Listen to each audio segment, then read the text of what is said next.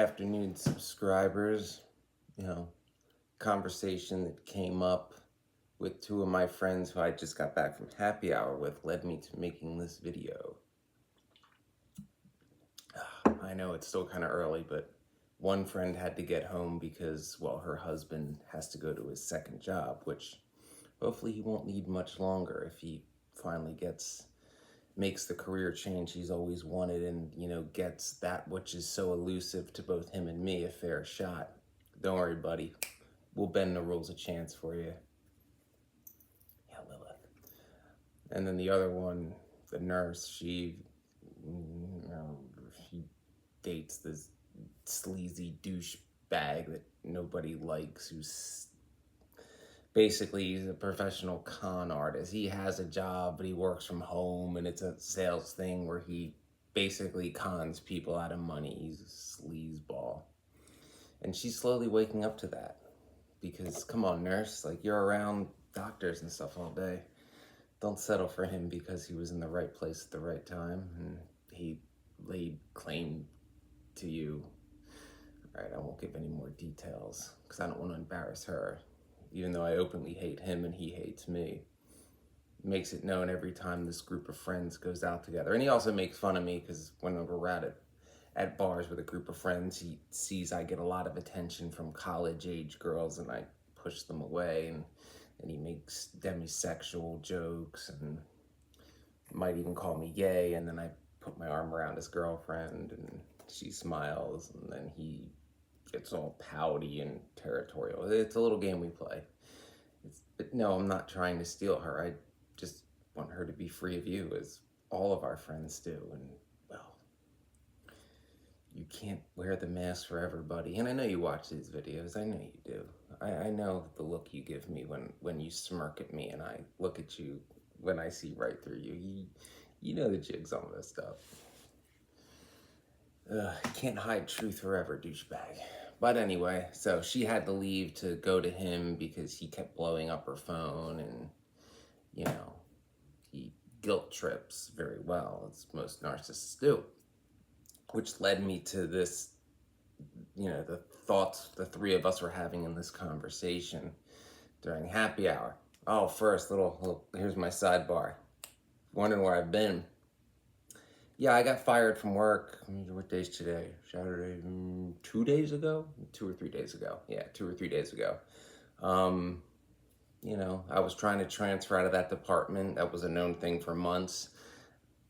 It's a little bit of a weird situation because basically my whole team was given an ultimatum a couple months ago, hey, things are going to be more strict. If this doesn't work for you, transfer out. And I'm like, right here, one out. And I called opposition to that unjustly, and I went to hire people that are like, yeah, of course you can transfer out. There's no problem there.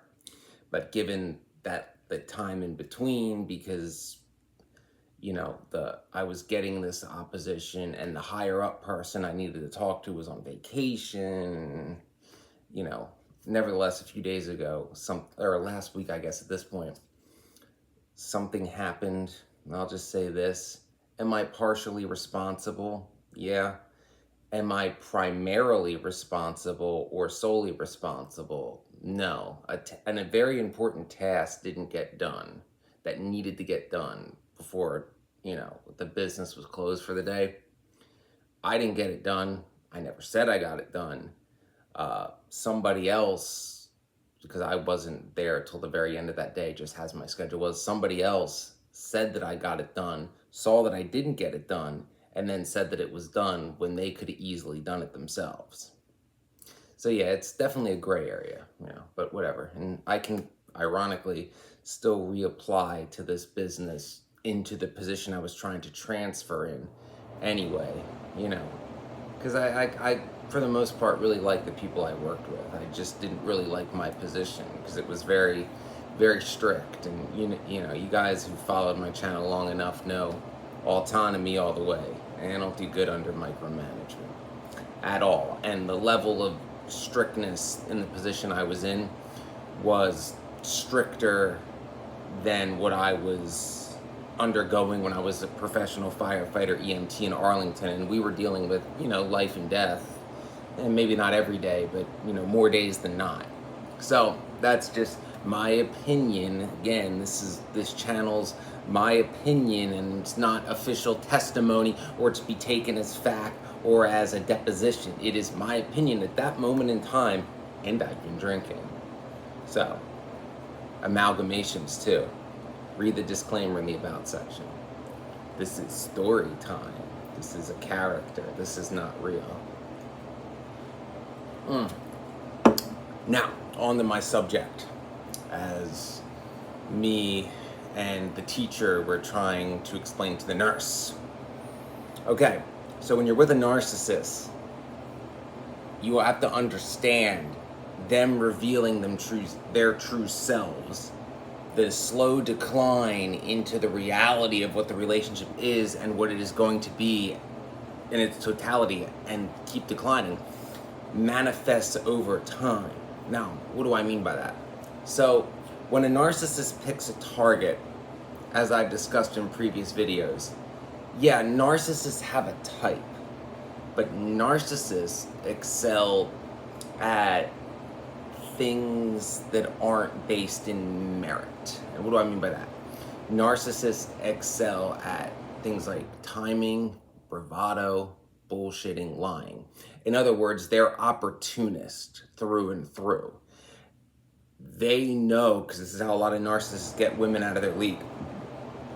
They know they're not Mr. Right, but they know how to be Mr. Right place at the right time. So they know, when they see someone who's remotely their type in a vulnerable situation, perhaps they just got out of a bad relationship, perhaps they've been single for too long, perhaps they're at a time in their life where all their friends are getting engaged or married, perhaps, they're in that workaholic stage of their life where they have, a very crazy work schedule where they can't go out on weekends, or they're working like nights where they can't go to happy hour, things of that, where they're isolated to a small group of people, or isolated from their core group of friends.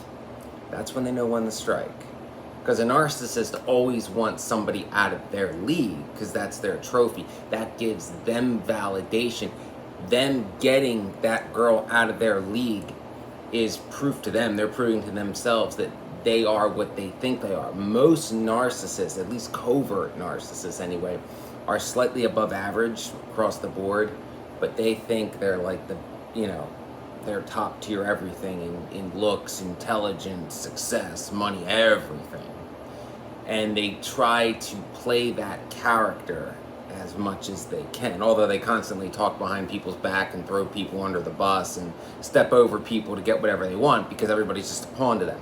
But they try to portray this character that not necessarily is likable, but that they see as like better than everybody, and that also is confrontable. There we go, confrontable. In other words, somebody too powerful, too high up to confront and call out. Or at least that's what they're trying to portray. Although, they can see, like, people like me, male or females, INFJs, can see right through them. They don't like that. They avoid us. Because they know, one, we can see right through them. Two, we're kind of lone wolfish, so we'll call you out even if it's not popular to do so. And that whole integrity thing, it's like, well, this may get me in trouble or cause backlash, but it's the right thing to do, so I'm going to do it anyway. Yeah, kind of who we are. By kind of, I mean definitely. So, in this situation, listen up, nurse. The narcissist, you have that initial love bombing stage where they're really, pretending to be what the target wants them to be. They're playing a character. It's a lie. It's a facade. It's a smokescreen that they can't keep up forever. But what they do is, that's when they get their hooks in. And they'll use manipulation tactics at this time, to try to, because things are going to start to decline after this initial stage. But they'll use tactics like trying to convince the target how much they need them, how important they are, how they see, a future with them. But it's the moving goalposts tactic as well. So this is particularly true once women hit about the age of 30, because they'll be seeing their, close friends, their sisters, all that getting married. The narcissist will dangle that carrot, and that carrot is the engagement ring. However, it's a moving goalpost, and in order to reach that goalpost, the target must basically sell out more of themselves every time. In other words, their hopes, their dreams, their desires, their personality, basically everything about them that isn't, in essence being subservient to the narcissist and their will and their wants have to go, including, in a lot of cases, family and friends, to where the narcissist is their whole world. And this decline will continue until the target is so deep down this hole that all they have is the narcissist, that they've, cut off everyone else from their life, that if they leave the narcissist at that point, then they truly are alone. And the crescendo of this, and I've spoke about it in other videos, is when the narcissist gets the target to move far away from everyone they've ever known. So where they're in an area where they're completely dependent on the narcissist, probably financially too. And therefore it's like, well, if you leave, you'll be broken alone in a strange city, And of course, the narcissist uses the tactics of, they try to convince the target they're the best thing that ever happened to them, that the narcissist is out of their league, when it's usually the other way around. Like, the narcissist will make them think like they're doing them a favor, like, despite all your flaws, and I see potential in you if you just listen to me, and I know best, and I'll help you be the best version of yourself. No, they're not, because they want their target to have no confidence, to not be able to make decisions, and defer all that to the narcissist, to be afraid to leave, to be afraid to function, to fundamentally think that they're broken, that no one else would possibly want them, that they can't survive on their own, and that their only chance of survival is to be subservient to the narcissist and do what they say, because after all, they try to portray themselves as a savior. But no, they are the albatross around the target's neck. They are the very thing preventing them from having everything they desire, be it the career of their choice, be it, a relationship truly based in unconditional love, or the potential for, a family, things of that nature. They'll never get it with the narcissist. The narcissist will always sabotage a career behind their backs, because they can't have the target being more successful than them. They obviously can't have the target leaving them for somebody else, or even thinking that they can do better, or thinking that even anyone of any value would be interested in them. They want them to think that they are completely and utterly broken, and that they, the narcissist, who is indeed the reacher, is settling for the target.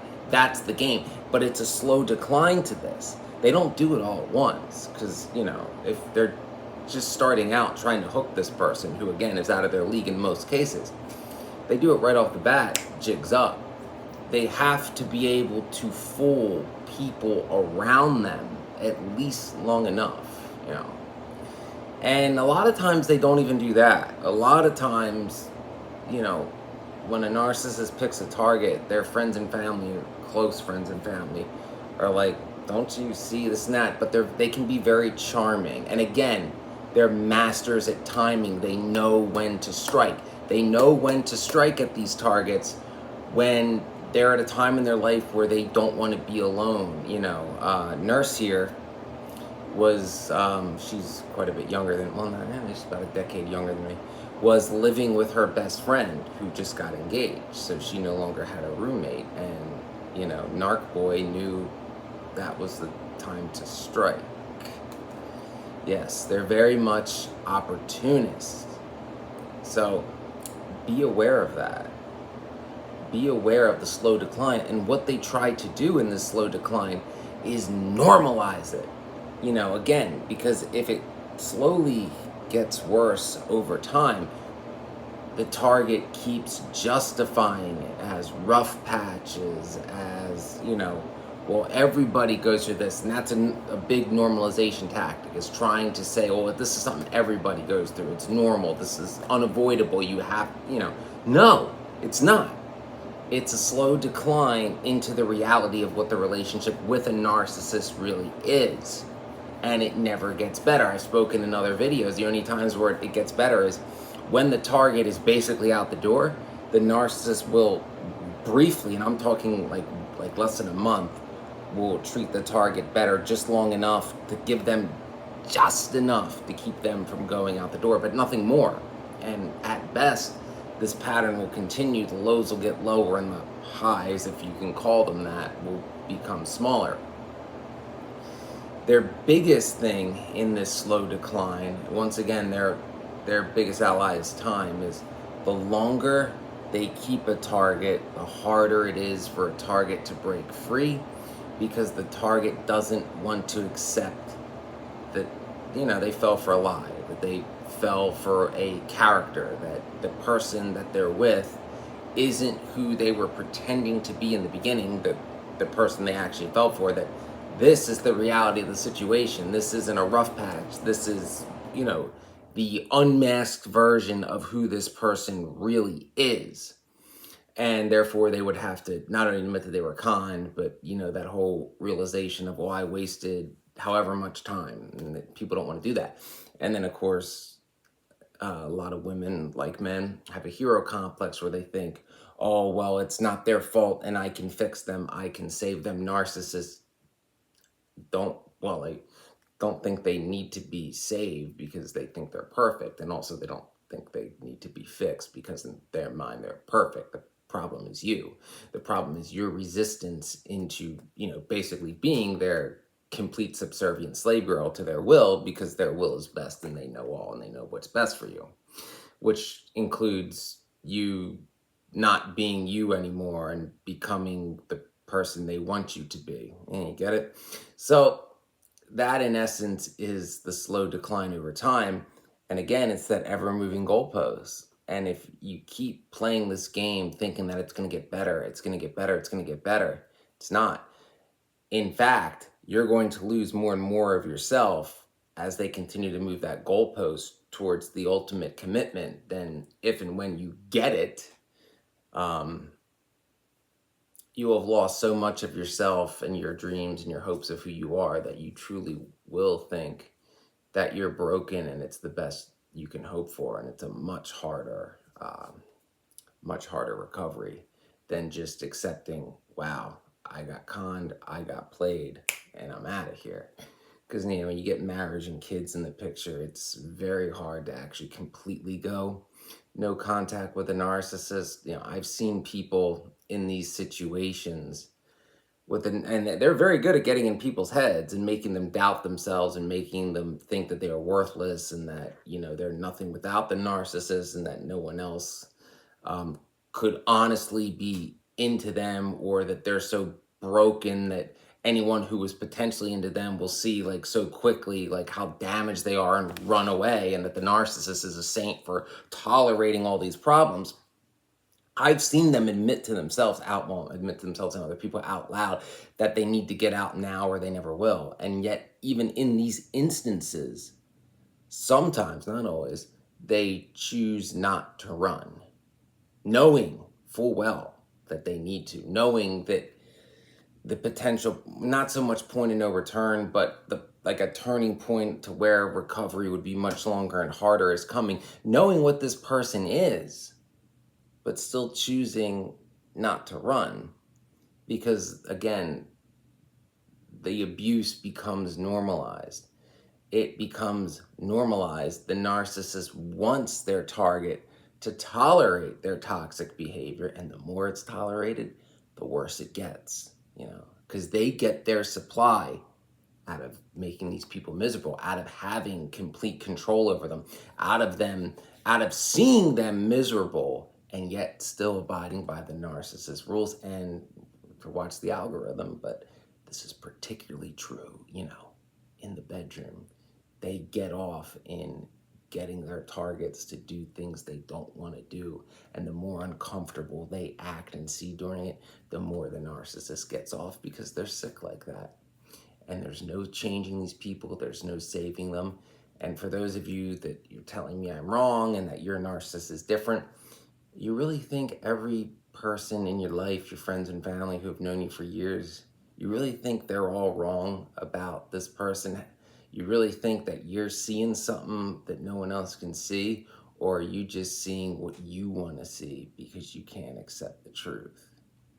So that's the slow decline of the narcissist. I am unemployed. Please like and subscribe. Help support the channel. Donate if you can. Links are in the about section. Watch my older videos because there's potentially some useful knowledge in there. And remember, if you think you're with a narcissist, you probably are. And the only way to win that game is to not play and to get out and expose them for who they really are, because they deserve to be seen for who they are and not who they think they are or who they want to be. Remember, you have free will despite what the narcissist says. Use it. Seek your desires, even if they seem out of reach, and embrace your empowerment in free will. Hail Lilith.